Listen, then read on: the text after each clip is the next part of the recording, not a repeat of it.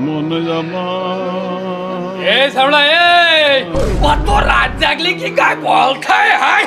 আমারে দেখ আমি হলো মিস্টার পরিতোষ চন্দ্র রায় বউ বাড়ির সাইড দিয়ে রয়েছে আমার বলের কারণে বিয়ে আরেকটা করে নিয়েছে আজকে বাসর রাত এই এদিকে আয়, আমার বাসর ঘরটা সাজাইতে আমার যা দেরি সহ্য হচ্ছে না ওকা বাসর হবে তো রাত্রি